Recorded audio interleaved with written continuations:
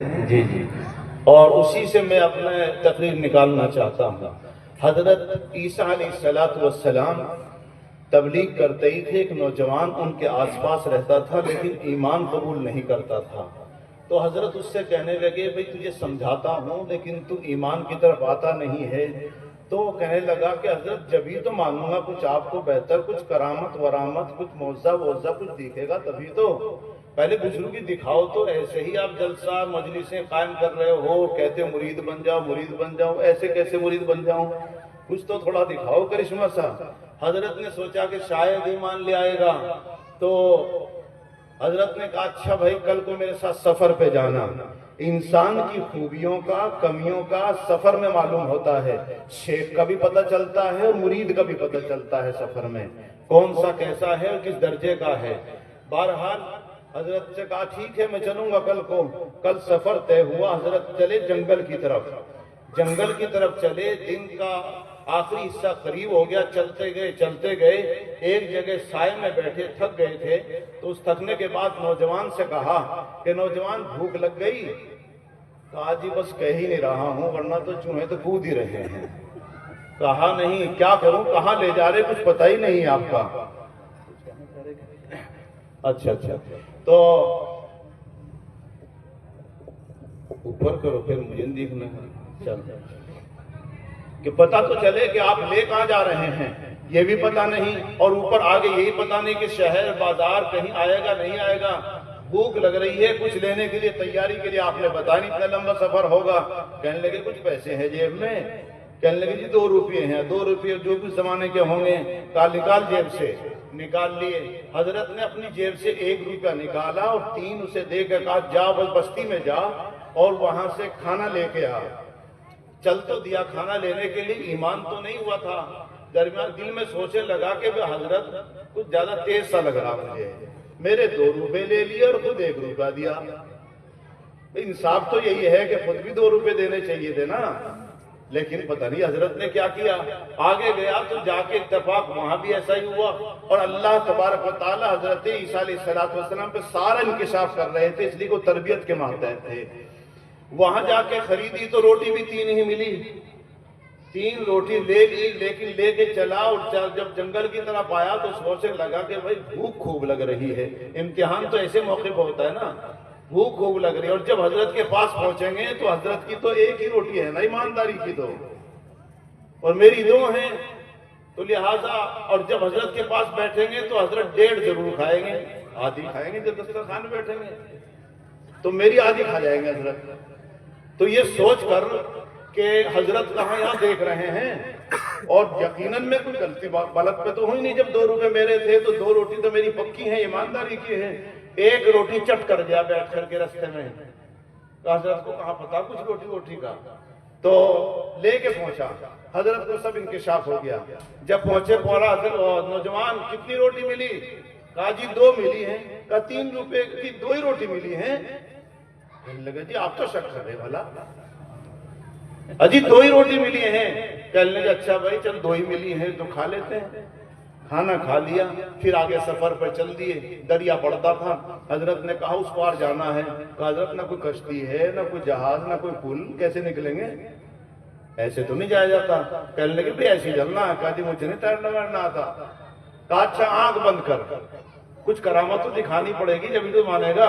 آنکھ بند کر، ہاتھ پکڑا، آنکھ بند کی، بسم اللہ پڑھ، آگے دریا میں پیر ڈالا اور پورا دریا پار کر دیا، ان کے پیر تک نہیں بھیگے۔ کہا آنکھ کھولی، کہا کہ دریا پار ہو گئے؟ کہ ہاں پار ہو گئے۔ تو یوں کہنے لگا حضرت واقعتاً سمجھ نہیں پایا تھا، آپ تو بہت بڑے بزرگ ہیں، بہت پہنچے ہوئے، واقعتاً بہت پہنچے ہوئے۔ کہا واقعتاً پہنچا ہوا ہوں؟ جی دیکھ لیا، سنی ہوئی بات تو ہوتی تو کچھ اور تھا مسئلہ، آپ کو تو سامنے دیکھ رہا ہوں، بہتا دریا ہے، شور کر رہا ہے دریا، گہرا دریا ہے، اور آپ نے ذرا سی آنکھ بند کرائی اور پار کرا دیا۔ حضرت آپ سے بہت پہنچے ہوئے کہ اب تو مان گیا، کیوں نہیں مانوں گا حضرت؟ کہا پھر جو میں کہوں گا بات مان لے گا؟ کہ بالکل مانے گا۔ آج کے بعد سے جھوٹ بولے گا؟ بالکل نہیں بولوں گا، جو آپ کہیں کروں گا۔ اچھا بتاؤ روٹی کتنی تھی؟ کہنے لگے میں حضرت نے دی ہوئی پھر یاد کر رہا روٹی کو حضرت، کہنے لگا حضرت روٹی دی تو دو ہی تو تھی، دو روٹی تھی حضرت، کیا بات ہے اس میں؟ حضرت سمجھ گئے جھوٹ بول رہا تھا، ایمان نہیں بنا، صحبت کا کوئی اثر نہیں ہوا۔ اچھا سفر کرتے ہیں آگے سفر کیا، دوسرا دن ہو گیا، حضرت کو نے اب زیادہ بھوک لگوا دی، ان کو زیادہ کھنچوا دیا، بھوک شدت کی ہے، پھر آہستہ آہستہ کہا حضرت کدھر چلنا کہ تھوڑا سا اور چلنا ہے۔ جب بھوک کی شدت ہو گئی، اگلا دن ہو گیا، دوپہر تقریباً ہو گئی، کہنے لگے نوجوان بھوک لگ گئی، کہنے لگے جی اب پھر بھوک لگی، کب لگے گی؟ کہا پیسے ہیں کہ 2 ہی روپے تھے ختم ہو گئے۔ حضرت کہنے لگے میرے بھی ایک ہی تھا۔ کب کیا ہوگا؟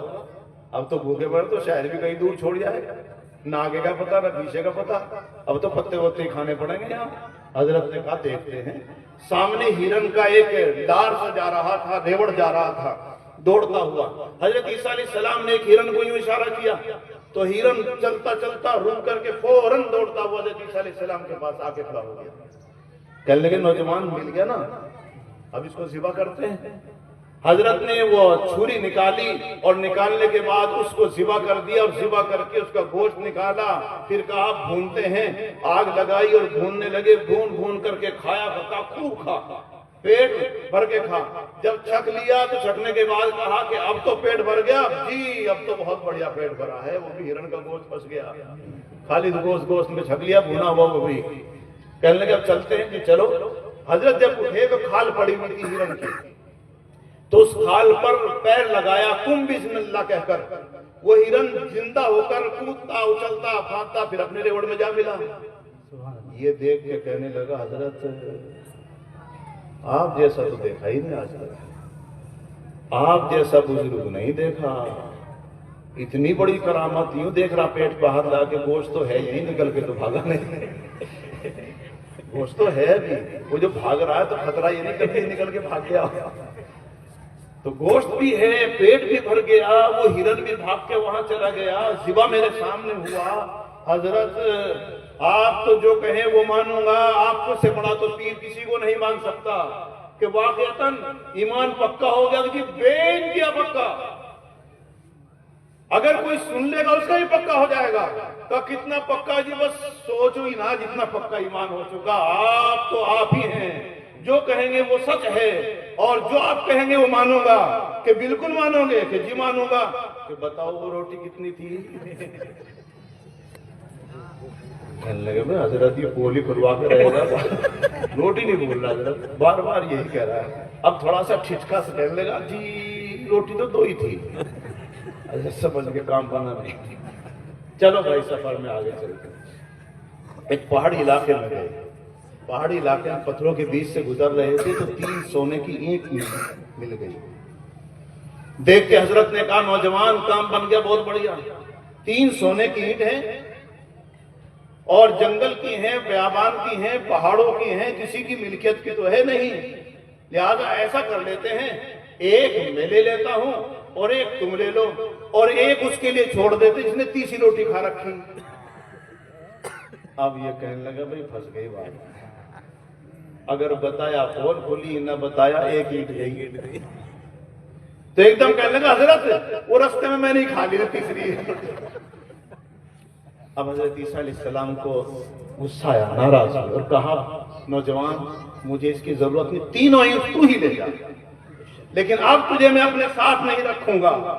جو اتنے بڑے معجزے دیکھنے کے باوجود ایک سچ نہ بول سکا، اور جب دنیا جاتی دیکھی تو ایک دم سچ بول گیا، ابھی تو رسوائی تھی، تب بھی رسوائی تھی، لیکن ایمان کے لیے رسوائی برداشت نہ کر سکا، دنیا کے لیے رسوائی اپنے سر پر لے لی۔ فرمایا کہ تو جا اور 3 اینٹ لے کے چلے جا۔ حضرت آگے چل گئے غصے میں، اس کا ایمان تو بنا نہیں تھا، کہ جانے دے بتیرے حضرت ملے ایسے۔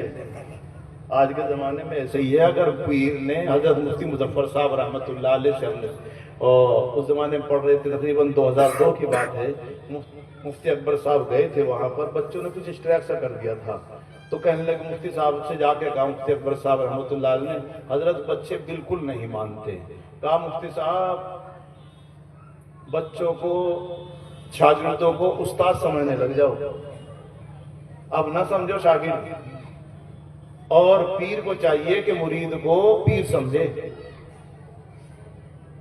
اور اگر یہ نہیں ہوگا تو گڈی نہیں چلے گی۔ اب جو ہے پیر ناراض نہ ہو جائیں، اس لیے ایسا کام نہیں کرتے، بلکہ کام وہ کرو کہ مرید ناراض نہ ہو جائے۔ اگر پیر نے دعوت قبول نہیں کی، بغیر کھائے جلدی سے چلا گیا، تو کہیں گا اگلی دفعہ کسی اور کے مرید ہوں گے، یہ دعوت بھی نہیں کھاتا ہے، رکتا بھی نہیں گھر پہ۔ تو آج کا دور ایسا ہی ہے۔ تو بہرحال وہاں تو اس نے سوچا اس کا اعتقاد تو نہیں بنا تھا، جانے دو جہاں جا رہے ہیں، 3 اینٹ تو پھنسی، کام تو بن گیا، لیکن سوچنے لگا کہ گاؤں میں لے کے جاؤں، کیسے جاؤں گا؟ میرے جیسے تو اور بھی ہیں جو پکڑیں گے بھی، چھینیں گے بھی اور مار بھی دیں گے۔ رات کے اندھیرے کا انتظار کر رہا ہے۔ رات کا اندھیرا جب ہونے لگا تو 3 ڈکیت چور جو رات کے اندھیرے کے انتظار میں تھے کہ چوری لگائیں گے، وہ پہاڑوں میں گھومتے گھومتے ادھر کو نکلے، دیکھا ایک نوجوان ہے اور 3 اینٹیں پڑی ہوئی ہیں۔ کہنے لگے یار کام بن گیا تو جنگل میں ہی، نہ کسی کے پاڑ دینا پڑا، نہ کسی کا چھپنا پڑا، نہ کسی کے ہاتھ ڈکیتی ڈالنی پڑی، چلو چلتے ہیں۔ اس کی طرف گئے اور کوئی راہ نہ دیکھی، گردن اس کی اڑا دی ایک دم، اور تینوں بیٹھ گئے۔ کہنے لگے اب بڑھیا رہے گا، 3 اینٹ اور بڑھیا لگی، 3 آدمی 3 اینٹ، تقسیم میں بھی کوئی اختلاف نہیں ہوگا، نہ جھگڑا ہے آج، ایسی کبھی نہیں لگی۔ پھر کہنے لگے بھائی آج کھانا ہی کھا کے جائیں گے، پارٹی منا کے جائیں گے۔ اور ایک سے کہا پیسے لو، آج بہترین کھانا لے کے آ۔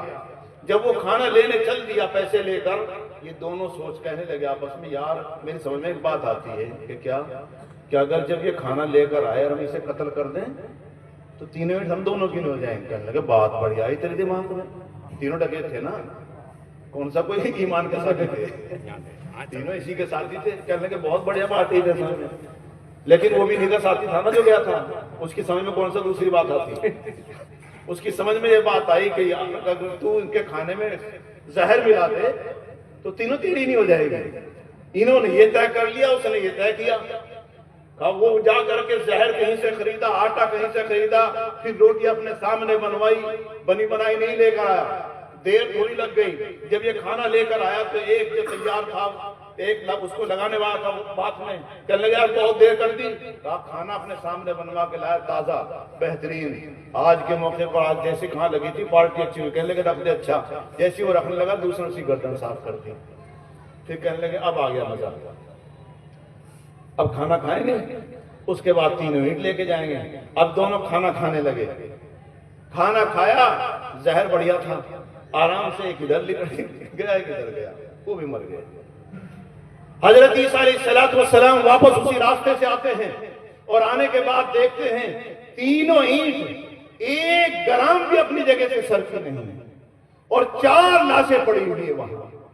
حضرت عیسیٰ علیہ السلام نے کہا اے دنیا، حقیقت یہ ہے جس نے اپنی جان سے زیادہ، ایمان سے زیادہ تجھے چاہا ہے، تو نے ہمیشہ اس کو دھوکہ دیا ہے۔ میرے بھائیوں، یہ اس پر مجھے کہنا تھا اس موقع کے اوپر، آج دان اور ایمان سے زیادہ جب ہم نے دنیا کو سمجھا ہے، اس دنیا کے سمجھنے کی بنا پر بچیوں کے قتل ہیں، جہیز پر جہیز دیے جا رہے ہیں، اور نہ جانے کتنی چیزیں۔ آج برابر میں روتا ہوا پڑوسی نظر نہیں آتا، اس کے بھوکے بچے نظر نہیں آتے۔ آج شادیوں میں 5-5 6 نہیں اور 10-10 11-11 آئٹم بن رہے ہیں، کھانا برباد ہو رہا ہے، کھڑے کھڑے کھانے کھا رہے ہیں، اس کی قیمت کچھ نظر نہیں آتی، لیکن غریب روتا رہے، چلاتا رہے، لیکن برابر میں کچھ بھی ہوتا رہے۔ یاد ہے کبھی سنایا ہو کسی کے سامنے کہ ایک چھوٹا سا معصوم بچہ کسی اسکول کے سامنے چنے بیچ رہا تھا، تو کسی ذات نے سوچا چھوٹا معصوم بچہ ہے، چنے بیچ رہا ہے۔ ایک ماسٹر نے یہ سوچا کہ اس سے پوچھ ہی لیتا ہوں، ماسٹر تھے یا کوئی گزرنے والے، کہ بچہ پڑھنے کیوں نہیں جاتا؟ فرمایا بیٹا تم یہ چنے کیوں بیچتا ہے، پڑھنے کیوں نہیں آتا؟ تو اس بچے نے کہا کہ پڑھ کر کے مالدار بن جاتا، کچھ ڈگری مل جاتی، پھر مالدار ہو جاتا۔ کہنے لگے مجھے پڑھنا نہیں ہے۔ کہا کیوں نہیں پڑھنا ہے؟ کہ بس یہ تو کیا بتاؤں۔ کہا اس کے تجسس سے جب پوچھنے کے بعد اس نے کہا کہ دیکھو میں یتیم بچہ ہوں، میرے باپ کا انتقال ہو گیا، میری ماں ہے اور میں پڑھنے جانے لگا تھا، ماں بھیج لگی تھی، ماں روزانہ کام کرنے جاتی تھی، لیکن وہاں غلط آدمیوں کے ہاتھ لگی تو ماں نے پھر جانا بند کر دیا۔ میں ابھی 8-10 سال کا بچہ ہوں، جب ماں گھر میں روتی دیکھی تو میں نے کہا آج کے بعد میں پڑھنے نہیں جاؤں گا، اور ماں تجھے گھر رکھوں گا، تجھے گھر پہ رکھوں گا اور میں کمانے جاؤں گا۔ تو پھر ماں روزانہ مجھے چنے بنا کر دیتی ہے، میں اسکول کے سامنے اس کو بیچتا ہوں، گھر کا خرچہ چلاتا ہوں، اور آج تم پوچھ رہے ہو مجھے سال سے زیادہ ہو گیا چنے بیچتے ہوئے، کسی نے آج تک مجھے پوچھا نہیں تو چھوٹا بچہ چنے کیوں بنتا ہے بیچتا ہے۔ میرے دماغ میں یہ بات آ گئی کہ یہ مالدار لوگ کسی یتیم کا کوئی خیال نہیں کرتے، اور خاص طور سے پڑھا لکھا تو کبھی سوچتا ہی نہیں ہے۔ یہاں روزانہ ماسٹر نکلتے ہیں، پروفیسر آتے ہیں، کسی نے آج تک یہ خیال نہیں کیا ہے، اور جتنے پڑھتے ہیں یہ پڑھنے کے بعد یہ تو کہہ دیں گے کہ ایسا کرنا چاہیے، لیکن کسی کی مدد نہیں کرتے۔ اس لیے میں نے تہیہ یہ کر لیا، میں پڑھوں گا نہیں آج کے بعد سے۔ یہ توجہ کیوں آ گئی ہے؟ اس لیے کہ جب ہم خیال نہیں کرتے، ہم دیکھتے نہیں ہیں کہ پڑوس میں کون ہے، کون غریب ہے، کہیں کسی کی عید تو ایسا نہ گزر جائے کہ نہ منی ہو، کہیں ایسا تو نہیں ہے کہ کسی کے گھر کے اندر کپڑے نہ پڑے ہوں۔ آپ اور میرے سال بھر میں تقریباً کئی جوڑیاں سل جاتی ہیں، خراب ہو جاتی ہیں، لیکن میں نے کبھی یہ خیال نہیں کیا کہ کسی غریب کی طرف دیکھ کر کے کہ یتیم ہو گیا۔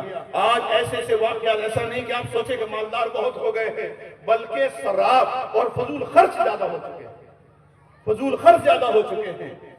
دین کے نام پر یہ الگ باتیں دے رہے ہیں، آپ جیسے بھی دے رہے ہیں، لیکن یاد رکھو دکھاوے کے لیے زیادہ دے رہے ہیں۔ اللہ رب العزت ہمیں سوچنے کی توفیق عطا فرمائے۔ آپ دے رہے ہیں تو غور کریں کہ کہیں کسی کی عید پھیکی نہ ہو، خاص طور سے یتیموں کے ساتھ مسئلہ ہوتا ہے۔ اللہ کے رسول صلی اللہ علیہ وسلم میرا اور آپ کا حبیب ہے، پیدا ہی یتیم ہوا تھا، اس لیے یتیموں کے سلسلے میں کہا کرتے تھے، کسی نے ان کے ساتھ جانے والے نے، ان کے ساتھ رہنے والے نے بچوں میں کھیلتے ہوئے اپنے بیٹے کو سر پر ہاتھ رکھ دیا۔ اللہ کے رسول نے فرمایا یہ حرکت آئندہ مت کرنا، ہو سکتا ہے ان میں کوئی یتیم کا بچہ ہو اور اس کے دماغ میں یہ بات آ جائے کاش میرا باپ بھی ہوتا، مجھے بھی سینے سے لگا تھا، میرے سر پہ ہاتھ رکھتا۔ اس لیے باہر اگر کسی کو سامان دو تو جتنے بچے ہیں سب بچوں کو سامان دو۔ میں نے ایک جگہ پر دیکھا کہ بچوں کو پگڑی بن گئی ہے، اس کے گھر والے آتے ہیں اور آنے کے بعد اس کے اوپر کوئی پھول چڑھا رہا ہے، کوئی اس کے اوپر ہار چڑھا رہا ہے پیسوں کے، کبھی کچھ دے رہا ہے، تو صرف ایک بچہ بچا ہوا تھا۔ میں نے کہا یہ وجہ کیا ہے؟ ارے مالداروں جب دے رہے ہو تین بچے سامنے بیٹھے ہوئے، اگر تم ہار پہنا رہے ہو تو تینوں کو پہناؤ۔ پتا چلا اس کے باپ نہیں تھے۔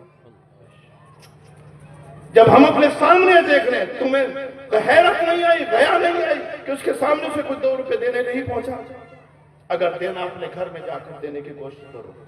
دل تھوڑا سا کمزور ہے اس طرح کے واقعات میں، اس لیے بہہ جاتا ہوں۔ اللہ رب العزت ہمیں آپ کو سمجھ کی توفیق عطا فرمائے۔ اس لیے ان میں بھی اگر دوست جب بچوں کو پگڑی بن جائے، آپ خیال کرو 100 روپے دو تو سب کو دینے کی کوشش کرو، ورنہ اپنے گھر میں دو۔ اللہ مجھے اور آپ کو عمل کی توفیق عطا فرمائے۔